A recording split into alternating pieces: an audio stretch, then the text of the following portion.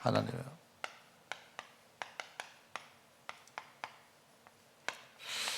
지금 인간의 근본 문제를 말하는 가운데 우리가 근본 문제 원인이 뭔가 그게 이야기하는 가운데 중간에 나온 단언입니다. 그죠? 그래서 우선 우리가 후대들에게 좀 설명을 할 때 좀 이 말씀을 사실은요, 이 어른들도 이걸 이해를 잘 못하는 분들 많아요. 그죠? 그래서 말씀이 복음입니다 할 때 우리가 성경 66권의 말씀, 하나님의 말씀이 의미가 뭔가를 좀 이렇게 이야기할 필요가 있습니다. 그래서 성경 말씀, 우리 흔히 말하는 성경 말씀이죠. 성경 말씀을 우리가 하나님의 말씀이라고 그렇게 말하는데 사실요, 이게 이제 많은 어른들이 성경 말씀을 굉장히 신성시하고 그렇게 살다가요, 어느 날 갑자기 이 성경 말씀은 사람이 쓴 것이고 또 사람이 뭡니까? 아주 그것도 단시간에 쓴 게 아니고요, 수천 년 동안 기록된 그 기록들을 모아서 그리고 한 5세기경에 AD 한 5세기경에 편집한 말씀이다 이렇게 말하면요 깜짝 놀라요. 왜냐니까 당연히 이거 뭡니까? 이거 성경 말씀은 이거 사람이 쓴 겁니다.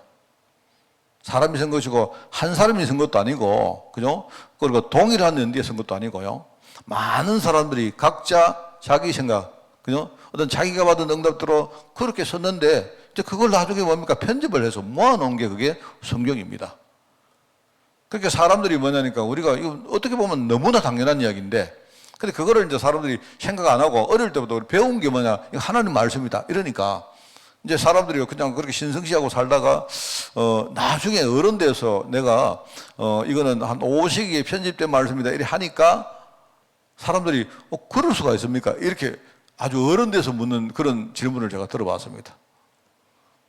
그러니까 우리가 성경 말씀은요, 우리가 아주 무하다 아닙니까? 그죠? 성경 말씀은 무하다는 말이 성경말 오류가 없다는 말이잖아요. 그 성경은 절대 무한 말씀이다 이렇게 말하니까 오류가 없는 말씀인데, 그런데 성경사를 읽어보든지 아니면 여러 가지로 이야기를 들어보니까 이게요, 성경이 중간에 오류가 있어가지고 막 넣었다가 뺐다가 뭐 이런 과정들을 겪었습니다, 사실요. 그렇게 가지고 이제 우리 역본이라고 말하는데, 사실 오늘 우리가 이렇게 뭡니까? 이 역본을 가지기까지 많은 중간에 우여곡절이 있었고 시행착오가 있었고 여러 가지 과정이 있었다 이 말입니다. 그거를 이제 사람들이 그냥 생각하고 있다가 어느 날 그 이야기 하니까 그거 이해를 잘 못하고, 그러면 이게 사람이 썼는데 그게 하나님 말씀입니까? 이렇게 말하는 거예요, 그게. 그거는 내가 볼 때 어릴 때 우리 성경 교육을 잘못 시켜서 그래요. 어릴 때 성경을 굉장히 신성시하고 살다가, 제가 옛날에 말을 합니까? 내가 중학교 때 수련회 가서, 그죠? 내가 수련회 가서 우리 어디 시골 교회 가서 우리 수련회를 하는데 성경을 배우고 자다가 막 우리 안수목 집사님이 막 와서 막 화를 막 내시고 어리 신성한 성경을 이렇게 배우고 사느냐 하면서 막 우승을 하시더라고요. 그러니까 이제 저는 생각할 때 그때 이런 성경이 굉장히 신성하다고 생각한 거죠. 그런데 여러분이 잘 아셔야 되는 게, 우리 한국 사람들 특징이 좀 그렇습니다. 한국 사람 특징이 일단 성경이라는 이 책을 굉장히 사람들이 굉장히 이걸요 아주 신성하게 생각하는 경향이 좀 있어요.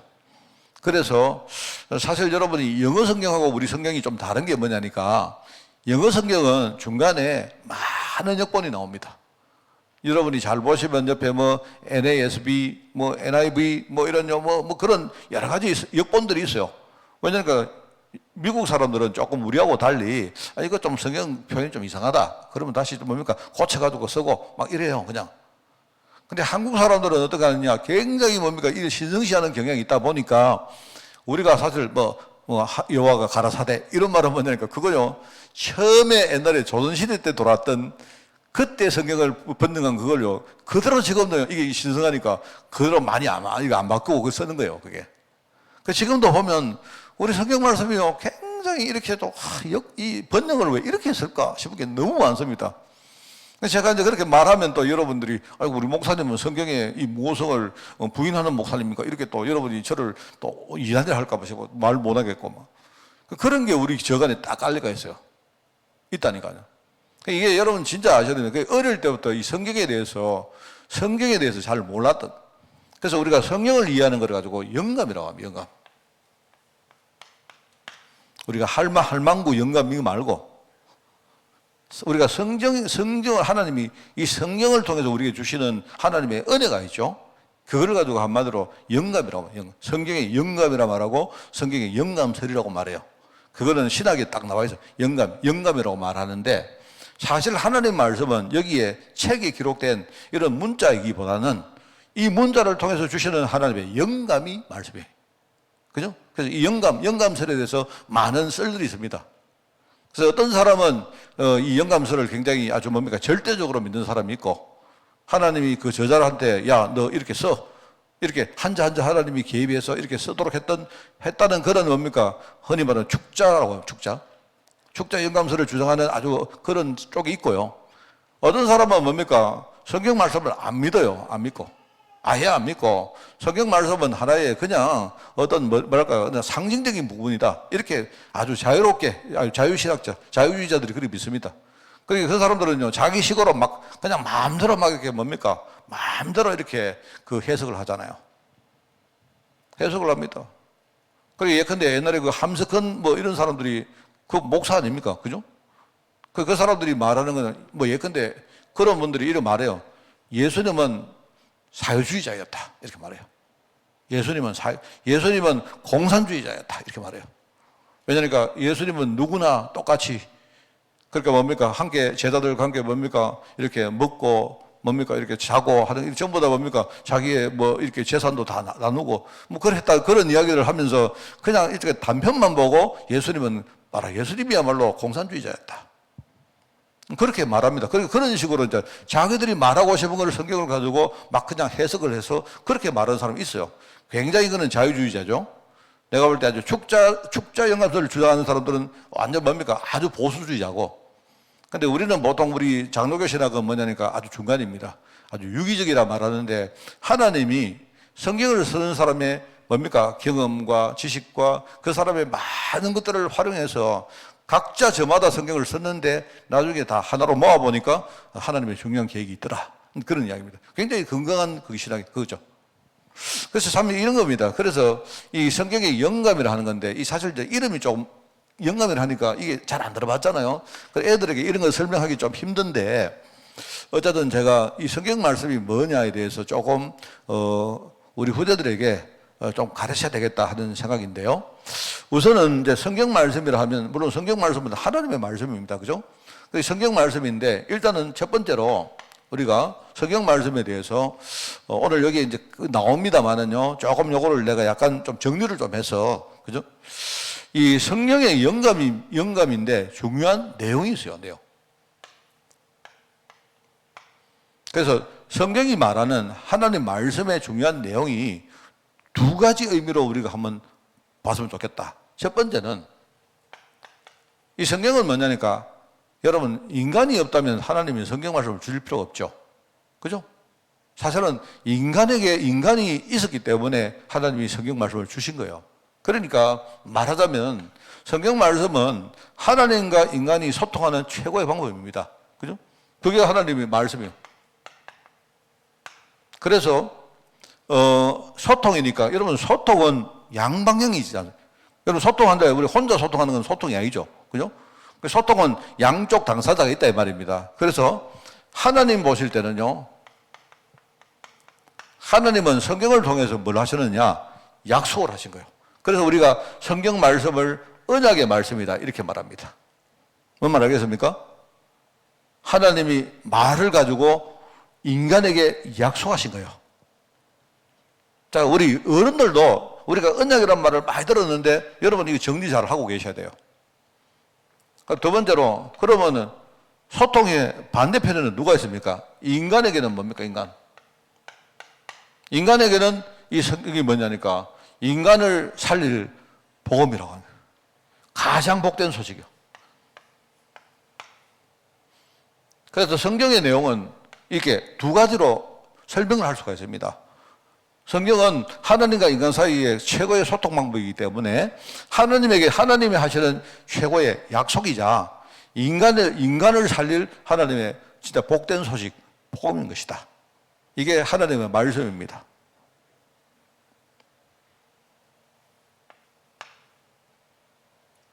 그렇죠? 그게 바로 성경의 내용이라기보다 내용이라 하지 말고 의미라고 합시다. 성경의 의미가 있다. 오히려 이게 내용이라. 그 성경은 뭐냐? 하나님은 이 성경을 통해서 우리를 하나님이 구원 주시는 내용이에요. 오늘 여기 나옵니다. 말하자면 성경을 기록한 목적 자체가 인간을 구원하기 위해서 성경을 주신 거예요. 만약에 인간이 우리가 에덴 동산에서 하나님을 안 따라서면 하나님 따로 성경을 주실 필요 없습니다. 왜냐, 에덴 동산이 있는 그 자체가 하나님과의 소통이기 때문에 굳이 성경 말씀을 따로 주시면서 우리에게 어떤 영감으로 계시할 필요가 없어요. 그런데 인간이 하나님을 떠났기 때문에, 그죠? 인간이 하나님을 떠났잖아요. 떠났기 때문에 그때부터 하나님이 인간에게 주신 말씀이 바로 성경 말씀입니다. 그래서 성경의 내용이라 하면 제가 많이 있지만 세 가지가 있는데요. 우선 첫째는 뭐냐? 성경 안에 생명이 있습니다. 그게 바로 오늘 우리가 읽었던 본문 말씀입니다. 요한복음 20장 31절. 이겁니다. 그죠? 이것을 기록하면 너희로 예수께서 하나님 아들 그리스도이심을 믿고 하나님의 아들 그리스도이심을 믿고 그 이름을 힘입어 생명을 얻게 하리라 합니다. 바로 생명을 주기 위해서 하나님이 우리에게 말씀을 주신 거예요. 이게 굉장히 중요한 말입니다. 그리고 하나님 말씀 속에는 생명만 있는 게 아니고 뭐가 있습니까? 능력이 있어요. 능력. 히브리서 4장 12절. 그죠? 하나님 말씀은 살았고 그리고 활력이 있어요. 이 활력이란 말에 능력을 말하죠. 그리고 좌우로 날선 어떤 금보다 더 예리하다. 여러분 우리가 금 있잖아요. 금. 칼 아니면 칼. 그 사실은 이제 그런 이야기 하더라고요. 금하고 도는 뭐냐니까 칼 아닙니까? 칼. 한자로. 그 칼하고 금하고 차이가 뭐냐는데 칼은요, 날이 한쪽에 서 있어요.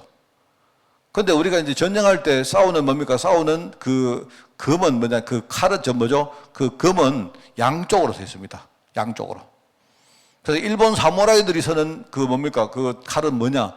칼입니까? 금입니까? 그거는요, 칼이에요, 칼. 그 칼은 보면요, 한쪽 칼등이 있어가지고 양쪽으로 이렇게 날이 안 서 있고, 그러니까 어떨 때 뭡니까? 사람에게 칼등으로 때려가지고 사람 기절시키고 안 합니까? 그런데 사람을 진짜 베일 때는 뭐냐? 그 날이 서는 쪽으로 베거든요. 그래서 여러분들 영화 같은 거 보면 일본 사람들요, 할복하고 이런 거 할 때 보면 전부 다 뭡니까? 이게 한쪽으로 날이 딱 서 있어요. 근데 우리가 서양 칼은 뭐냐니까? 서양 칼은 이제 보면요, 양쪽으로 날이 서 있습니다. 그런 걸 가지고 금이라 해요, 금. 칼이라 안 하고. 칼인데 양쪽으로 날선 어떤 금보다도 예리하여, 그죠? 우리 혼과 영과 우리 뭡니까? 관절과 골수를 여러분 관절이란 말은요, 우리의 어떤 뭡니까? 우리 몸이 움직이는 일종의 하나의 그 구조죠, 그죠? 그리고 골수는 뭐겠습니까? 골수는 우리 신경계입니다, 신경계. 우리의 영혼과 그리고 우리의 모든 몸의 작동 모든 뭡니까? 그 시스템과 그 다음에 우리 신경계 다 하나님의 말씀이 움직입니다. 그 말이거든요. 그리고 심지어는요, 우리 마음의 생각과 그 뜻을 뭡니까? 이게 판단한다고 했잖아요. 하나님 말씀 가지고 보면요, 그 정도로 하나님의 말씀에 능력이 있는 거예요. 에스겔 골짜기에 마른 뼈들이 하나님 말씀으로 막 살아날 정도로 말씀에 능력이 있다 이 말입니다. 또 한 가지를 설명해 드리면 우리가 하나님 말씀으로 응답받는 거예요. 말씀으로. 이거는 내가 요한복음 15장 7절을 이야기해 주면 좋을 것 같아요. 요한복음 15장 7절. 너희가 내 안에 거하고 내 말이 너희 안에 거하면, 내 말이 너희 안에 거하면 무엇이든지 원하는 대로 구하라. 우리 기도할 때도요, 말씀 가지고 기도해야 돼요. 사실은 내 말이 너희 안에 거하면, 하나님 말씀이 우리 안에 거하면 너희들이 기도하면, 그거 가지고 기도하면 내가 다 이룰 것이다. 그게 여러분 요한복음 15장 7절이거든요. 그러니까 이게 말씀입니다. 이것만 제대로 이해하고 있어도, 첫 번째 우리가 말씀을 가지고 이 표현을 할 때 많은 단어를 쓰다 보니까 막 어른들도 막 헷갈립니다. 그게 무슨 말인지. 그래서 여러분이 언약이란 말이 무엇이고 복음이란 말이 무엇이냐. 언약이라는 말은 하나님이 말씀을 통해서 하신 약속을 말하는 거고요. 아브라함에게 하나님이 약속을 했지 않습니까? 내가 너에게 복 주고 복 주며 너를 번성케 하고 내가 번성케 할 것이다. 이 말씀했잖아요. 어디에요? 창세기 12장 4절 1절에. 그 하나님 아브라함이 그 말씀을 붙들고 그 응답 속으로 들어갔잖아요. 그게 하나님의 언약입니다. 하나님이 내가 너를 복 주고 복 주며 두 번 한 이유는 뭐냐니까 우리가 잘 안 믿으니까 강조한 겁니다. 내가 너를 반드시 번성케 할 것이다. 복 준다는 말은 우리 구원한다는 말이고요. 그러면 번성케 한다는 말은 우리 통해서 하나님이 세계복음을 한다는 말 아닙니까? 하나님이 그 약속을 아브라함에게 했는데 그 약속대로요. 아브라함이 그 믿음의 조상이 된 거 아닙니까? 그거 하나님의 언약의 말씀입니다. 복음은 뭐냐? 복음은 하나님께 하는 말이 아닙니다. 우리에게 복된 소식이에요. 그래서 우리가 복음은 뭐라 합니까? 복음은 우리에게 복된 소식이기 때문에, 그죠? 예수님께서 처음에 뭡니까? 나사렛 어디? 뭡니까? 베들레헴에, 그죠? 예수님이 탄생할 것이라고 그 약속했지 않습니까? 그래서, 누구죠? 천사가 목자들에게 나타나가지고 그 말 하잖아요. 오늘 내가 복된 소식을 전한다. 그게 바로 복음입니다. 그게 인간에게 필요한. 그래서 하나님은 이 말씀을 가지고 우리 인간과 중요한 소통을 이루는 겁니다. 하나님은 말씀을 통해서 약속하셨고, 우리 인간은 그 말씀을 통해서 우리가 축복을 받았단 말입니다. 그 축복의 내용은 뭐냐 하니까 이겁니다. 생명이요, 능력이요, 응답 받았다. 그렇게 말할 수 있죠. 그게 오늘 여러분 1번, 2번을 그렇게 설명을 하면 좋겠다 하는 생각이거든요. 자, 그래서 우리가 이제 여기에 우리가 실제로 말씀을 들을 때에 이 네 가지를 우리가 기도를 하라. 일종의 포인트겠죠, 그죠? 우리가 뭐 기도하는 것도 중요하지만 그 포인트가 말씀 들을 때 중요한 거는요. 일단은 우리가 말씀을 이렇게 보면 되겠습니다. 첫째는 기록된 말씀이 있어요. 기록된. 이거를 잘 이해를 시켜야 됩니다. 기록된 말씀이 있고, 그 다음에 뭡니까? 기록된 말씀은 이게 이제 우리가 흔히 보는 성경입니다. 성경. 여기 이제 책입니다. 성경책, 그죠? 성경입니다. 그리고 기록된 말씀이 있고, 이 기록된 말씀이 이해된 말씀이 있어요. 우리가 주로 언제 이해를 합니까? 특별히 우리가 예배할 때에 강단을 통해서 말씀을 듣고 우리가 이해하죠. 그리고 세 번째로 뭐냐니까 이해된 말씀을 우리가 묵상된 말씀이 있어요. 묵상. 주로 이 묵상은 언제? 기도할 때 우리가 하나님 말씀을 계속 곱씹으면, 그죠? 그러면서 뭡니까? 그 기도하는 시간에 우리가 말씀을 뭡니까? 점점 더 그 깊은 속으로 들어갈 수 있죠. 묵상된 말씀.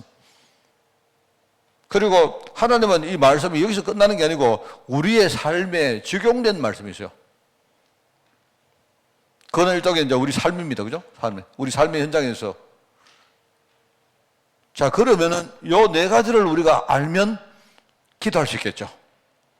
하나님, 내가 기록된 성경 말씀을, 내가 볼 때 우리 아이들이 성경 말씀을 되게 가치 있게 생각해야 됩니다. 우선은 애들이 기도할 때 성경 말씀이 굉장히 나에게 유익하다는 사실을 우선 그거를 알고 성경을 굉장히 소중하게 여기고, 그죠? 말씀을 듣는 시간이나 이런 것들을 굉장히 소중하게 생각해야 돼요. 그게 일단 중요합니다. 그리고 두 번째는 우리가 예배할 때는 어떡합니까? 하나님, 오늘 말씀을 내가 진짜 듣고 그 말씀을 내가 이해할 수 있도록, 내가 말씀에 이해가 되도록, 이제 그게 다르게 말하면 은혜 아니겠습니까? 우리 흔히 말하는 말씀에 은혜 받는 시간.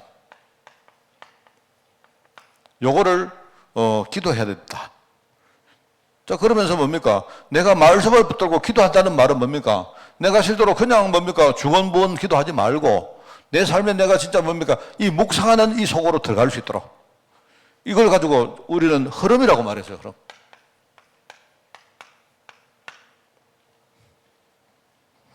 말씀의 흐름이 그게 말씀의 흐름은 다른 게 아니고요. 여러분, 말씀의 흐름이라고 하니까 우리 목사님이 3월달, 4월달 이렇게 그걸 생각하는데 그게 아니고요. 그거는 내가 형식이고요. 그거는. 무슨 말이냐. 하나님이 말씀의 흐름을 가지고 나를 아주 세밀하게 인도하는 게 있다니까요. 그렇지 않아요? 내가 여러분에게 지금 오늘 여러분이 교회에 오시려고 하면 어떻게 합니까? 여러분 집에 계시다가 교회 오시기 전에 식사하시고 또 뭡니까 양치하시고 또 왜 그때 뭡니까 준비해가지고 옷 입고 여러분이 뭡니까 그 다음에 나와서 차를 몰고 와서 지금 교회 와서 이제 여러분 뭘 한 게 하기 위해서는 흐름이 있잖아요. 흐름이. 그럼 하나님 말씀은 막 무턱대고 뭡니까 세계복 막 이런 게 아니라니까요. 우리가 큰 의미의 하나님 말씀을 딱 이렇게 언약으로 딱 붙들었으면요, 내 삶 속에 뭡니까 하나님이 지금요 세밀하게 나를 이끌어 가시는 그 말씀의 흐름을 조용히 뭡니까 하나씩 따라가야 돼요. 굉장히 중요합니다, 여러분. 그러니까 우리가 이 흐름 없이 기도한다는 거 이거요 굉장히 여러분 이거는 일종의 공허한 메아리입니다.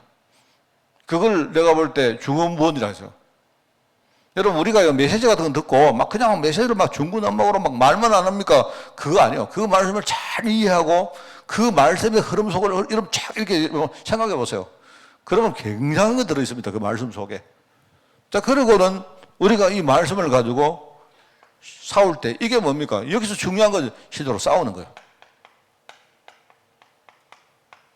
우리가 말씀 들고 현장에 나가면 그죠? 사단이 얼마나 역사합니까? 그 실제로 우리가 말씀을 적용한다는 말이요. 현장에 나가서 실제로 뭡니까? 말씀을 잊어버리지 말고 실제로 그 말씀 가지고 정말로 붙어보는 거예요. 내가 만약에 말씀 좀, 그러니까 내 현실이 말씀과 좀 반대가 있어도 실제로 말씀대로 내가 한번 그렇게요. 결단하고 해보는 거예요. 도전하고. 그게 영적으로 싸우는 겁니다. 그러니까 우리가 요 네 가지가 내가 볼 때는요. 이 일종의 우리가 기도하고 말씀을 듣는 포인트라고 생각합니다. 그래서 저는 성경 말씀의 가치를 먼저 알아야 되라.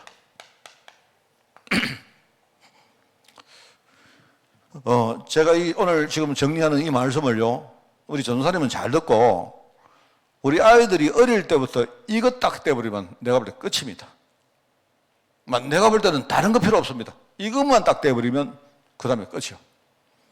그러니까 내가 볼 때 우리가 다르게 말하면요, 우리 아이들한테 요거를 제대로 딱 이해시켜주고, 이거를 애들이 잘 안 돼도 해볼 수 있도록 우리가 지금부터 도와주는 거예요.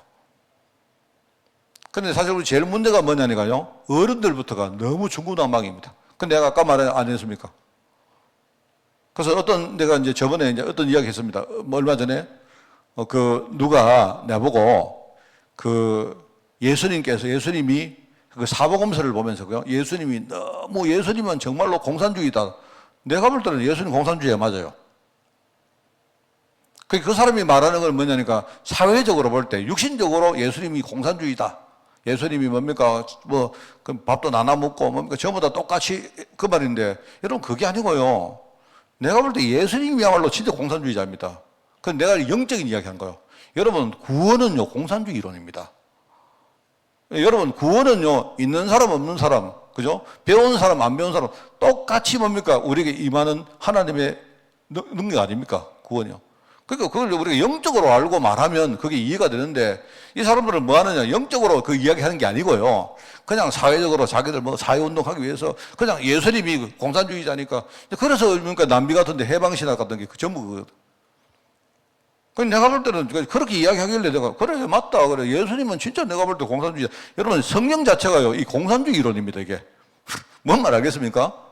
이거야말로 진짜 공산주의 이론이에요. 하나님의 영적인 축복은요, 모든 사람에게 똑같이 배요, 똑같이. 그게 공산주의 아닙니까? 그렇게 말하니까, 그런데 너희들은 공산주의라는 말을 뭡니까? 다른 육신적인 이야기 하려고 써먹는 거 아닙니까? 그거 완전 엉터리잖아요. 제가 이제 공산주의라는 말을 쓴 이유가, 그렇게 말하니까 내가, 그래, 맞다. 내가 이제 되신 겁니다. 그게. 여러분, 그 말씀을 모르니까 어떻게 되느냐? 예수님은 공산주의자. 이러니까요. 예수 믿는 젊은 애들이 볼 때 뭡니까? 그럴싸하거든요. 이래가지고 뭡니까? 막 사회운동하고 어쩌고 막 이러는 거예요, 지금. 내가 볼 때 이거요. 영적으로 제대로 눈만 열어주면 우리 아이들 잘 인도받을 수 있습니다. 여러분, 하나님 말씀이 이게 얼마나 참 축복인지, 얼마나 가치가 있는지, 그죠? 우리 아이들 어릴 때부터 진짜 말씀을 딱 붙들고, 말씀이 뭔가 잘 이해하고요. 그리고 뭡니까? 이 말씀 가지고 기도 속으로 들어가서 정말로 아이들이 응답받고, 그죠? 하나님 말씀대로 정말로 세계복음한 아이들로 설 수 있도록 우리 그렇게 기도하십시다. 기도하겠습니다. 하나님 아버지 감사합니다. 정말 이 말씀을 가지고 사단이 얼마나 우리를 공격하고 우리를 방해하고 우리를 정말 넘어뜨리는지 현실에서 우리가 정말 절실하게 그렇게 우리가 경험하며, 하나님 우리 자신과 또 우리 성도들과 우리 후대들이 정말 말씀 가지고 사는 일을 위해서 우리가 정말 기도하기를 원합니다. 하나님, 어릴 때 이 말씀의 가치를 배우며 어릴 때에 정말 말씀의 은혜 받는 그 축복을 누리며 어릴 때 정말 기도 속으로 깊이 들어가서 정말 실제로 이 말씀을 가지고 영적 싸움에 승리하는 우리 후대들 될 수 있도록 주님이 축복하여 주옵소서. 하나님, 오늘 여기에 우리 마음을 활짝 열고 우리가 후대 위해서 정말 기도하기를 원합니다. 다른 것보다 여기에 정말 우리가 모든 것을 걸고 우리 후대에서 영적 배경 되어지기를 원하오니 하나님 아버지 축복하시고 우리 온 교회가 말씀으로 살아나는 이번 주일 될 수 있도록 주님이 축복하시며 우리 특별히 후대들이 말씀의 바른 정말 그런 방향과 정말 참된 맛을 보고 우리 아이들 승리하는 아이들로 저희들 축복하여 주옵소서.